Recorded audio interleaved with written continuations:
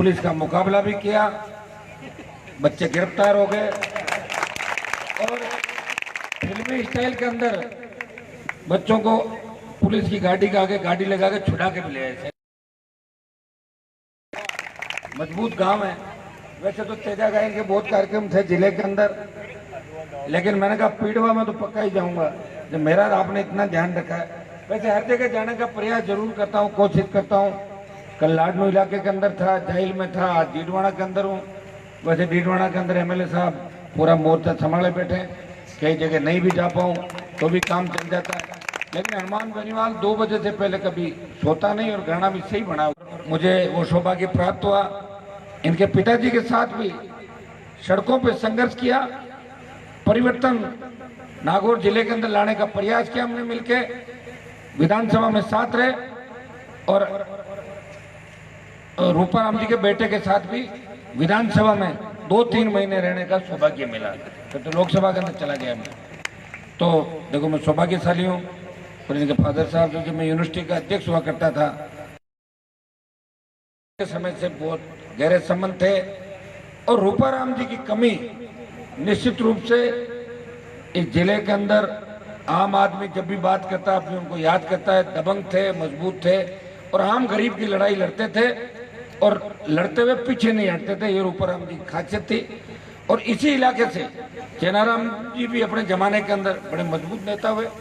तो डीडवाना की धरती ने इस ग्राम पंचायत और इस इलाके अगर एक जयकारा हो जाए, उस जाति को सत्ता के अंदर आने से कोई रोक नहीं सकता।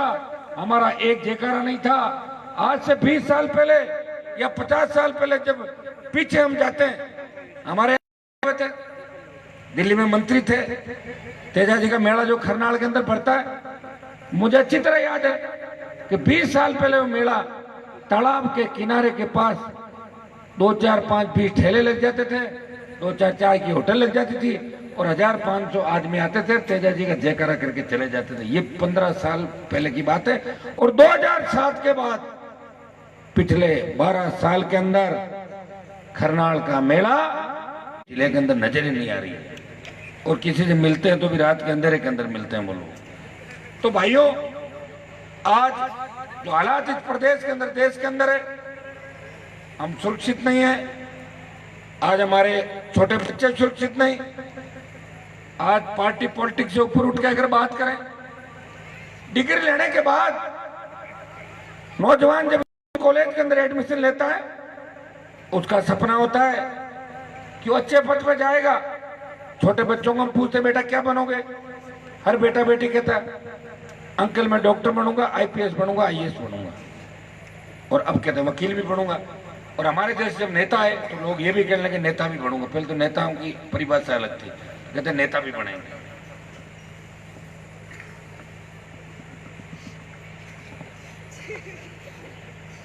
कि मैं लोकसभा का मेंबर रहूं या नहीं रहूं, इस बात का फर्क नहीं पड़ता। हनुमान बेनीवाल आपके सम्मान को दिल्ली के अंदर ठेस नहीं लगने देगा, इतना भरोसा मेरे भाइयों को। मैंने राजस्थान के अंदर हुंकार भरी, मेरे किसानों का संपूर्ण कर्जा माफ करो, मुफ्त बिजली की घोषणा करो, टोल मुक्त राजस्थान हो और किसान के बेटों को रोजगार के साधन मिले और बेरोजगारी भत्ता मिले। और हनुमान की हुंकार का ही परिणाम था जब नागौर, बाड़मेर, बीकानेर, सीकर के अंदर हुंकार भरी और बजट सत्र था, सरकार ने घोषणा करी 50,000 का कर्जा माफ किया पूर्ववर्ती बीजेपी सरकार ने, स्टेट हाईवे टोल मुक्त किए और जाति जाति वसुंधरा ने 5 हॉर्स पावर की बिजली भी माफ कर दी। और ये किसकी हुंकार थी? हनुमान की हुंकार। और अब देखिए आप, मैं दिल्ली पहुंच गया। जब मैं दिल्ली पहुंचा मुझे पता था कि दिल्ली में टोल माफ करना आसान नहीं है। आप जानते हो ना, दिल्ली तो दिल्ली है और हम तो एक है वहां पे, सिंगल पार्टी, एक मेंबर पार्टी।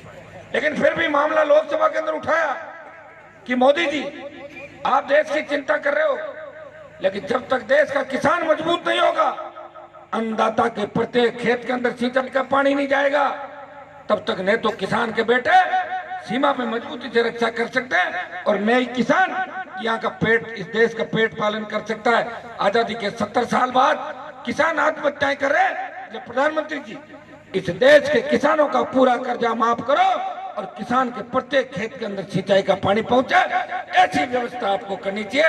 ये मामला हनुमान बेनीवाल ने उठाया। मैंने कहा स्वामीनाथन आयोग की रिपोर्ट लागू करो। जो काम कांग्रेस के नेताओं को करना चाहिए था, वो काम हनुमान बेनीवाल ने लोकसभा के अंदर आम भाइयों की बात उठाई। क्योंकि मैं आपके लिए लोकसभा के अंदर गया था, मुझे कोई शौक नहीं है दिल्ली के अंदर घूमने का। मैं कोई ज्योति मिर्जा नहीं हूँ कि मेरा ससुराल दिल्ली है, दिल्ली ससुराल है। तो ससुराल में भी कहाँ जाती है, यहाँ डोलती रहती है टाइम। बड़ी मुश्किल से इस बार आप लोगों ने सब माताओं बहनों का बड़ा योगदान था कि गीत गा के भेज दिया। भाई पावना फलकाओं खोटी हुए भेजो, मैं भी आएगा ला रहा लेने वास्ते। चंद्राई गाँव था और लाडू में कौन सा गाँव था, चंद्राई मेरे मैं क्यों हरियाणा आवे क्यों आएगा, मैं तो ले ना आएगा। और मैं कहता आए तो कमरते हो कौन, कोई ओरिजिनल हो, कोई नकली तो नहीं आएगा क्या? भाई बित का यहाँ ओरिजिनल है। मैं क्यों थारे सा गए कौन पे जब तो 23 तारीख मत करना दिन जाए। तो दिल्ली के अंदर हनुमान बेनीवाल गया और जाने के बाद प्रयास किया, जगह बनाने का प्रयास किया। दिल्ली बहुत बड़ी है और दिल्ली के आगे सब दिल्ली है, पूरा देश के अंदर सरकार है, दिल्ली से सरकारें चलती है। लेकिन आपके भाई ने तेजा जी का जयकारा जब लोकसभा के अंदर पहली बार पहुंचा तो मैंने तेजा जी महाराज का जयकारा लगाया। वैसे राजस्थान की विधानसभा के अंदर भी 2008 में तेजा जी का जयकारा मैंने ही लगाया था। 8, 13, 18 और 19 के अंदर दिल्ली के अंदर तब कई MP जो वहां तो देश के कोने कोने से लोग आते हैं। अब अपनी संख्या ही माना था, अपन हरियाणा, यूपी, पंजाब, राजस्थान और दिल्ली 5 के बाद 6ठे स्टेट में अपने लोग ही नहीं, जाट समाज के, गुर्जर समाज की संख्या नहीं है। तो कई लोगों ने पूछा कि तेजा जी महाराज हु इज तेजा जी? मैंने कहा तेजा जी सब कुछ राजस्थान। तो तेजा जी तो भाई जहाँ अपन जैसी बात कहेंगे वैसा ही काम चलेगा। ये तो सही है ना, बोलने वाला चाहिए। और जिस कौम की कोई पैरवी नहीं करता, उस कौम की संख्या कितनी भी हो, अगर उसके वकील मजबूत नहीं हो, उस कौम के नेता मजबूत नहीं हो, उस कौम को कोई नहीं पूछता। गुर्जर आंदोलन जब राजस्थान के अंदर चला था, बेहतर गुर्जर मारे गए। भारतीय जनता पार्टी की वसुंधरा ने बेहतर गुर्जरों की जान ले ली, लेकिन गुर्जरों के नेता मजबूत नहीं थे। बेहतर गुर्जर मारने के बाद भी उस कौम को आज तक आरक्षण नहीं मिला। मैं तो उस वक्त भी बीजेपी के अंदर होते हुए गुर्जरों की लाशों के पास बैठा था, मेरे भाइयों को न्याय दिलाने के लिए गया था। मैंने कहा किसान के बेटे, इनके सीने पे गोलियां चली है, हमारा समाज भी इनके साथ है। तो भाइयों, जिस कौम के नेता कमजोर हो जाते हैं, जिस कौम की पैरवी जयपुर और दिल्ली के अंदर नहीं होती, उस कौम का कोई रखवाड़ा नहीं होता। और धीरे धीरे आप देखिए कि हमारी क्या स्थिति होगी। बिहार, उत्तर प्रदेश के अंदर 7% यादव, मुसलमान और मेघवाड़ों को साथ लेके मुख्यमंत्री बन जाते हैं। और दलित की बेटी मायावती यूपी के अंदर कांग्रेस और भारतीय जनता पार्टी को हरा कर 3 बार मुख्यमंत्री बन जाती है। तो राजस्थान के अंदर हमारा CM क्यों नहीं बन सकता? 18-20% हमारी आबादी है। शेड्यूल कास्ट के हमारे भाइयों को साथ ले लो, गुर्जर, मीणा, यादव, OBC के लोग साथ आने को तैयार है, 36 कौम साथ आने को तैयार है। बस आवश्यकता है कि जज्बा नेताओं के अंदर पैदा हो। मैंने तो बहुत कोशिश करी थी, बाड़मेर से लेके भरतपुर तक तमाम उन नेताओं से जो कांग्रेस और भारतीय जनता पार्टी के अंदर बड़े बड़े पदों पर रहे, मंत्री रहे, लेकिन उनका पेट नहीं भरा। वो बंद कमरे में जरूर कहते हैं कि राज ठीक होने पार्टी में अपनी चाले होने, तो बोलो आप, बोला टिकट कट जाए तो टिकट कट के क्या हो जाए, वैसे टिकट लेके क्या कर लोगे? तो भाइयों, तुम्हारा तो टिकट कट जाएगा और मैं मंत्री पदों के ठोकर मार के लड़ रहा हूँ। ठोकर मारी 3, 8, 13, 18 के अंदर। ये तो CM ने नागौर के अंदर कहा था कि हनुमान को मंत्री बना रहा था। अगर मैं अकेला कहता तुम मेरी बात मानते ही नहीं, आप तो सोचो ऐसे ही भाषण दे रहा है। लेकिन अशोक गहलोत ने कहा, जब तो मानी ही नहीं मानी, कि मैंने हनुमान को कहा कि मंत्री बन जा और नागौर में कांग्रेस की जो ज्योति है इसके साथ लग जा। मैंने कहा लगूंगा जरूर, लेकिन इसका इलाज करने के लिए लगूंगा। 2009 के अंदर जो गलती रूपाराम जी और मैंने की थी, ज्योति को MP बनवाया और 13 में कोशिश करी और 19 के अंदर मैडम को रवाना कर दिया, चली गई। अब दिल्ली जब मैं जीत के गया, तब आप में से लाखों लोगों ने सोचा होगा हनुमान मंत्री बनेगा, थी ना आपकी इच्छा सब, लेकिन मंत्री में बन जाता। अगर मैं आरएलपी को बीजेपी में डाल देता। समझ गए आप लोग?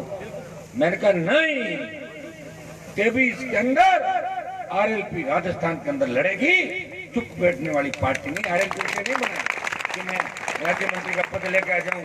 और आजकल मंत्रियों को मिलता क्या है? लाल बत्ती तो छीन ली मंत्रियों के विचारों से, है क्या लाल बत्ती? मैंने तो 5 साल वैसे आनंद ले लिए, पिछले 5 साल खूब लाल बत्ती लगा घूमा। एक बार कहा कि आपकी लाल बत्ती उतार दे। मैंने कहा माँ का दूध पिया है तो नागौर से 1000 गाड़ी लेके गया था, लाल बत्ती उतार के दिखा जाना वसुंधरा, और बाड़मेर गया था ठेठ लेके, बाकी पुलिस रास्ता छोड़ उतार ली हनुमान की लाल बत्ती। मैंने प्रयास किया, कोशिश की, जिस तरह तेजाजी गुजरी की गायों के लिए लड़ाई, हनुमान बेनीवाल ने भी इस कौम का सम्मान बढ़ाने के लिए प्रदेश की धरती पे और दिल्ली की धरती पे हमेशा लड़ाई लड़ी और आगे भी लड़ता रहूंगा। और भाइयों, जिस दिन मुझे लगेगा कि अन्याय हो रहा है और मेरी कौम की पैरवी में ढंग से नहीं कर पा रहा, 1 मिनट भी नहीं टिकूंगा और भाग के आ जाऊंगा, क्योंकि मैं ऐसा ही आदमी हूं, मैं टिक नहीं सकता था। तो मुझे लगता है कि मेरे हिसाब से काम हो रहा है, मेरे भाई राजी है तो मैं रहता हूं। और मुझे लगता है कि मेरी वजह से अगर बदमाशों को फायदा हो रहा है तो उस जगह मैं ज्यादा देर नहीं बैठता, निकल जाता हूं उस जगह से। इसीलिए तो आप लाखों की तादाद के अंदर मेरे साथ जुड़ गए। राजस्थान में नेता तो बहुत हुए, मेरे से बड़े बड़े नेता हुए, 50-50 साल तक। मैं तो 3 एमएलए हैं, 15-15 एमएलए भी आ गए थे लोगों के, लेकिन उन्होंने मुकार नहीं भरी, वो अपनी पार्टी नहीं बना सके। झंडा दूसरा था, कभी तो हरियाणा की उधार की पार्टी लाए, कभी यूपी की पार्टी, कभी कांग्रेस अर्स लाए, तो कभी दूसरी स्वतंत्र पार्टी लाए। भाइयों, पहला किसान का बेटा हूं, खुद की पार्टी बनाई और अपनी पार्टी बनाने के साथ साथ अपने तमाम उन भाइयों का ध्यान रखा। इस राजस्थान के 30, 40, 50 जगहों पे मैंने ये भी ध्यान रखा कि हनुमान की वजह से मेरे कौम के विधायकों का, तेजाजी के भक्तों का नुकसान नहीं होना चाहिए, इतना ध्यान राजस्थान का। तभी तो तेजाजी महाराज मेरा ध्यान रखे और उनमें से मेरे भाइयों ने वापिस ध्यान रख लिया, कई जगहों पे मेरा वापिस।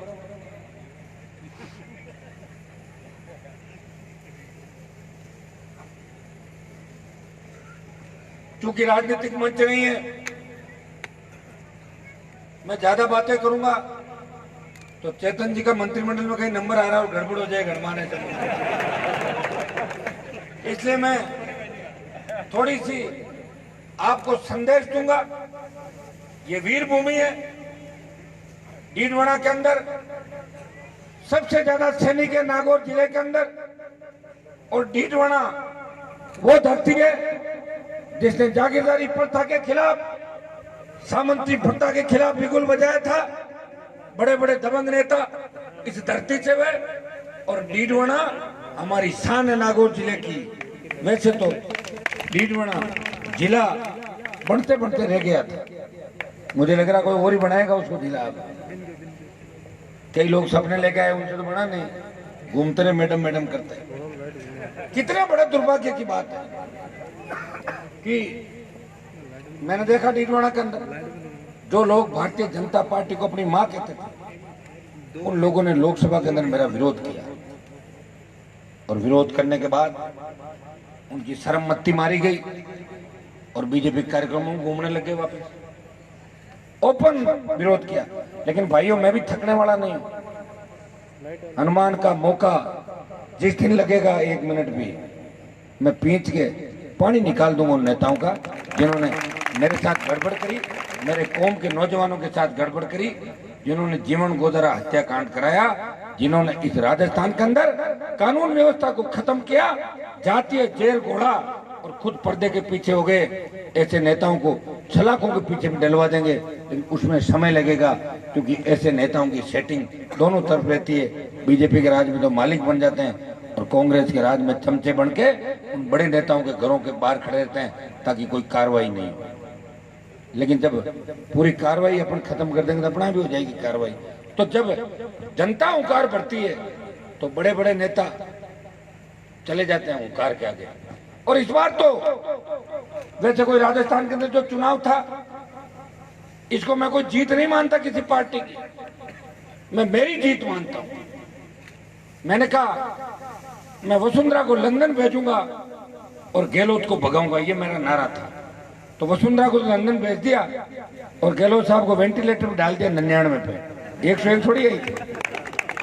मैंने मेरे भाइयों का भी ध्यान रख लिया, अपनी कौम के विधायक बढ़ा लिए, जो ज्यादा गड़बड़ कर रहे थे उनको डाउन कर दिया राजस्थान के अंदर। क्या कि नहीं किया? मारवाड़ से उठा के देख लो सारा। ये तो हनुमान की हुंकार और ये छोटे भाइयों का जोश था, ये तेजा जी के जयकारे के साथ आगे बढ़े। भाइयों पैसे का इंतजाम नहीं हुआ, हेलीकॉप्टर 2-3 महीने पहले धक्के चढ़ जाता तो 25 से ज्यादा सीट राजस्थान के मेरी अकेले। मुझे छोड़ के भागे नेता मेरे तमाम, जो तीसरे मोर्चे की बात कर रहे थे। कोई 3 महीने पहले छोड़ के भागा, कोई 1.5 महीने पहले छोड़ के भागा, और अकेला हनुमान रह गया लड़ता हुआ। और हनुमान को राम की तलाश थी, राम मिला नहीं, और हनुमान लड़ता रहा, अपनी कौम का ध्यान भी रखता रहा, और जो कौम के लिए नासूर बन चुके थे उनका इलाज भी करता रहा। और लड़ते लड़ते 18 के रिजल्ट आ गए, 3 जीत गए। और देखो मेरे पे भगवान की कितनी कृपा, 3 में से 2 शेड्यूल कास्ट के एमएलए जीता के लाए हूं मैं दोनों। बसपा पार्टी जो शेड्यूल कास्ट की बात करती है, 6 एमएलए जीते, लेकिन एससी का एक भी नहीं है। एससी के वोट लेके दूसरे बन गए वहां पे। और मैंने हमारे समाज के वोट दिला के 2 शेड्यूल कास्ट के, एक इंदिरा बावरी और भोपालगढ़ से 2 एमएलए एससी के बनाए। और 25 जगह कम से कम 20,000 से लेकर 55,000 तक वोट लिए। 25 जगह 57 उम्मीदवार लड़ाए।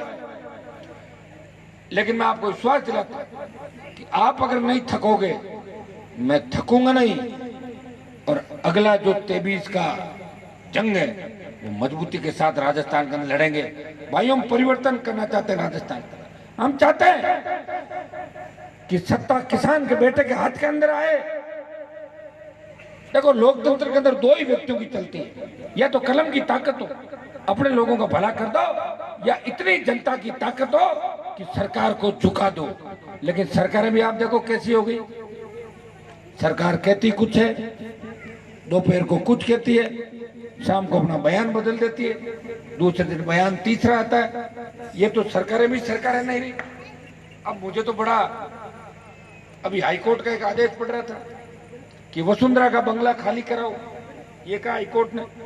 तो अशोक जी बोले हाईकोर्ट कौन होता है, मैं नहीं कराऊंगा, क्योंकि मैं तो मिला हुआ हूं वसुंधरा से।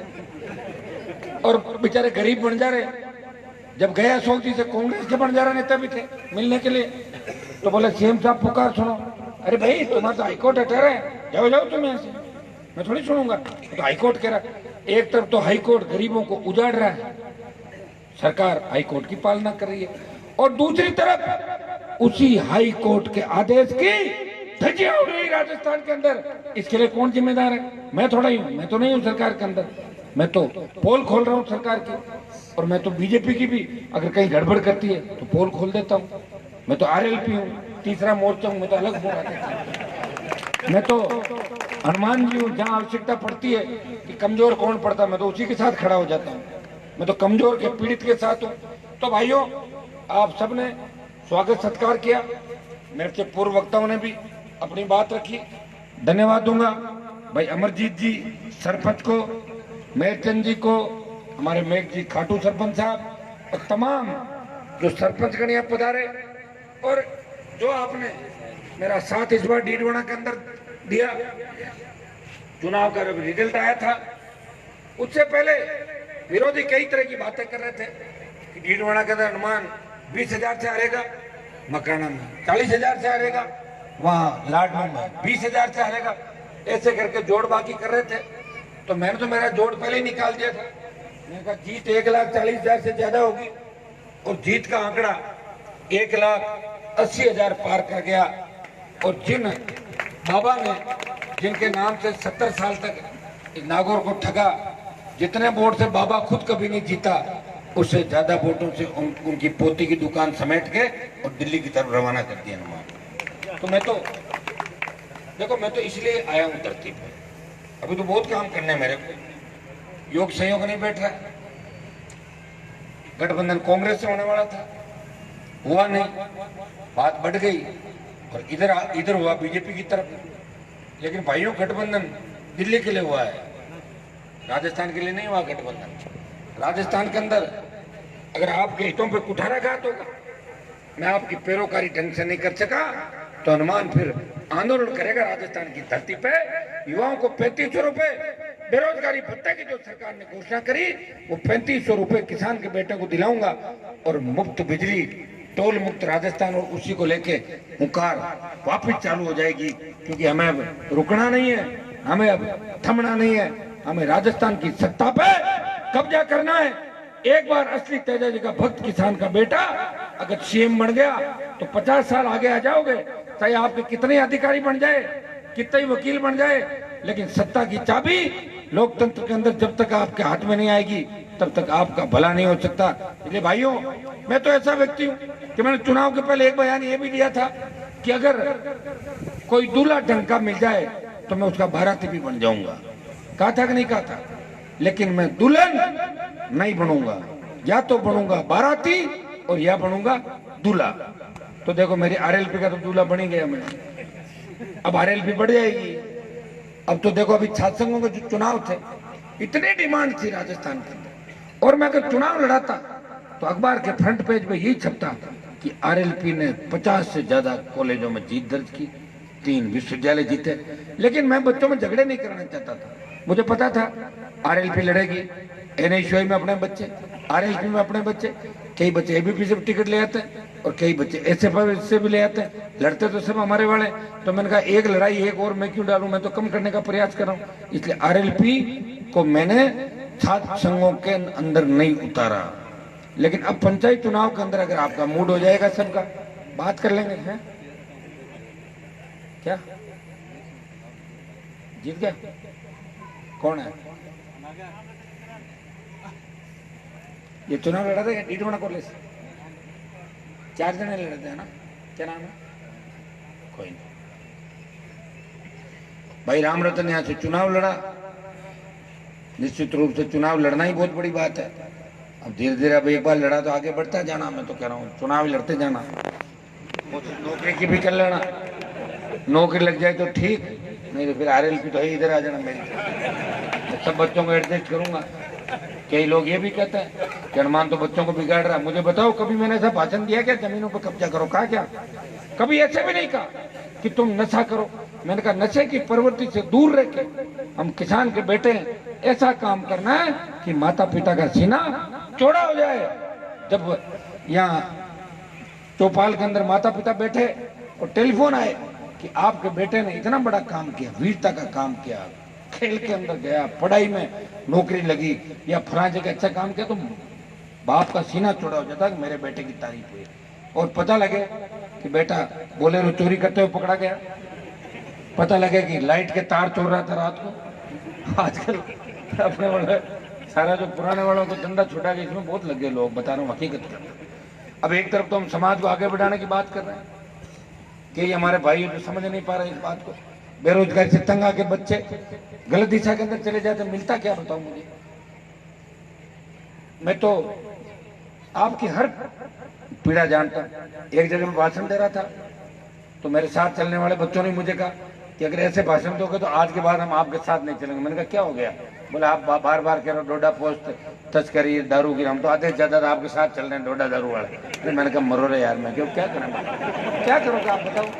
अब भाई मैं तो मेरी बात कहूंगा मैं आपको, लेकिन अभी लोकतंत्र है, लोकतंत्र के अंदर बच्चों के धंधा नहीं होता तो बच्चे बेचारे कोई न कोई काम करते हैं। लेकिन करो तो भी वो भी ईमानदारी से करो, नेक काम करो। मतलब मैं ये कह रहा हूँ जब सरकार खुद शराबबंदी नहीं कर रही है और सरकार को शराब से 20,000 करोड़ का रेवेन्यू मिलता हर साल, तो हमारे बच्चों को फिर तंग परेशान भी नहीं करे।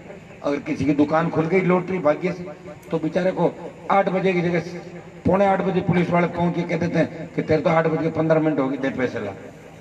कौन चेक करता हूँ बताओ? तो ये भी तंग करते हैं उनको। तो जो काम सरकार, देखो मैं तो शराबबंदी के पक्ष में, लेकिन शराब बंद हो नहीं सकती फिलहाल। सरकार के पास पैसा क्या?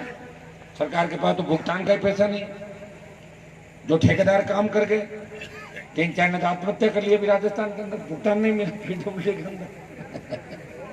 आप सड़क बनाने की बात कर रहे हो, मैं तो कह रहा हूँ जो सड़कें बनी उनको ठीक करा लो, वो भी ठीक हो जाए। फिर भी जब अमरजीत ने कही ये बात पीड़वा के अंदर, एमएलए साहब भी बैठे, वैसे एमपीओ की जो सड़कें होती नहीं, हम तो दिल्ली के अंदर सड़कें तो राज्य की, हमारे पास तो रेल होती है। रेल लानी है क्या कहीं, बताओ आप। वो रेल की बात उठाई मैंने कहा नागौर जाइल डीडवाना और डीडवाना से कुचामन, उस सर्वे को जो कैंसिल किया था वापिस आपने पढ़ा होगा। 7 तारीख को जब मीटिंग थी उसमें मैंने करा दी, ये तय है मैं रेल नागौर के अंदर 2-4 जगह नई रेल लाऊंगा, रेल लाइनें भी लाऊंगा, जो मेरे पास है मैं ले आऊंगा। और बाकी यहाँ स्टेट में एमएलए साहब जोर लगाएंगे और हम तो ईश्वर से प्रार्थना करते हैं कि ऐसा व्यक्ति मंत्री बने नागौर जिले के अंदर। तो बाकी तो रेलम पेल हो रखी है, अभी हालात बहुत खराब है, चारों तरफ जो जीते हैं लोग, आप देखो किस तरह बिजनेस करने के अंदर लग गए। सब शाम को डायरी लेके बैठ जाते हैं, ऐसा यहाँ लगा देंगे पैसा, वहाँ लगा देंगे। आप बताओ, एक तरफ वो लोग हैं, एक तरफ हम जैसे लोग हैं जिनके ऊपर इतना कर्जा बढ़ता जा रहा है। पता लगता है कि गाड़ी कहीं फॉर्च्यूनर नहीं छीन जाए, कहीं घर खाली नहीं हो जाए, इतना ऋण है, बैंक का कर्जा है। तो भाइयों, ये विकट हालात के बीच हम लोग संघर्ष कर रहे हैं, लेकिन जो संघर्ष करता है वो जीतता है।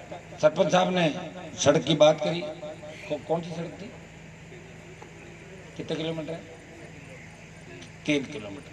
तो मैं तो, अगर मेरा मौका लगा सड़कें बनाने में, तो 10-20 सड़कें अगर मेरे कहने से जिले में बनी तो निश्चित रूप से पीड़वा की एक सड़क भी बनवाऊंगा मैं अलग से। एमएलए साहब तो करेंगे प्रयास, लेकिन मुझे लगता है कि मेरा मौका लगेगा सड़क बनाने का। मेरी चलेगी, ऐसा नहीं बिल्कुल नहीं चलेगी, हो ही नहीं सकता, क्योंकि जो हालात इसमें हनुमान की तो चलनी है। तो एमएलए मेरे पास 2 ही हो, एक तो और हो जाएगा क्यों, तो 3 तो पक्के हो जाएंगे। और मंडावा के अंदर भी चैन से नहीं बैठने दूंगा मैं दोनों पार्टियों का। आप चिंता मत, देखते हैं क्या हालात है। तो भाइयों, आगे का आने वाला समय आपका है, सड़क भी आपके बनाएंगे। और अमरजीत के मुंह से 10 लाख निकल गया, तो मैं अभी 8 लाख निकाल के आया था, लेकिन चूंकि इसने 10 लाख कह दिया, मैं 10 लाख रुपए दूंगा, इसके वापिस चेंज करूंगा, रात को चेंज करके सुबह निकाल दूंगा 10 लाख। सही है ना, मतलब 15 अपन निकाल दूंगा, 15.5। अभी बाकी जितने भी सरपंच नहीं मेरे से नाराज नहीं, अब इनको आप संभालना सब। नहीं, मैंने तो दे दी इनको जितने थे आज, पर कोई और हुए तो और आगे देख लो, तो कोई टाइम है कि मजबूत हो सब लोग।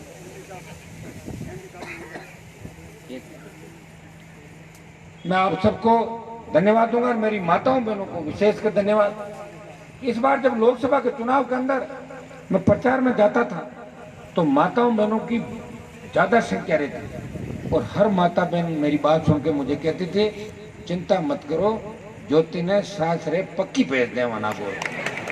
और आपका बड़ा योगदान रहा, आपने उसका घर वापिस बसा दिया समय पे, ससुराल चली गई, नहीं तो बड़ी गड़बड़ हो जाती और आपने पावना नहीं तो दूसरी प्लानिंग शुरू कर देता। तो ये आप माताओं बहनों को भी इस बात का धन्यवाद आपको, और आप सबको धन्यवाद। एक युग का अंत हुआ और दूसरा युग उनका चालू नहीं होने देंगे, आप चिंता मत करो। अब कोई तबीयत ही खराब हो जाए, पीछे गड़बड़ हो जाए, बात दूसरी, बाकी तो आप चिंता ही मत करो। नागौर की और राजस्थान की यहाँ झंडा आपका ही लहराएगा। अब जयकारा तेजाजी महाराज का ही चलेगा। अब फर्जी नेताओं की दुकान इस नागौर और राजस्थान के अंदर नहीं चलने देंगे, और कोई गड़बड़ करेगा तो उसका इलाज भी समय पे कर देंगे। इसके लिए आप तैयार हो जाओ, आने वाला समय आपका है।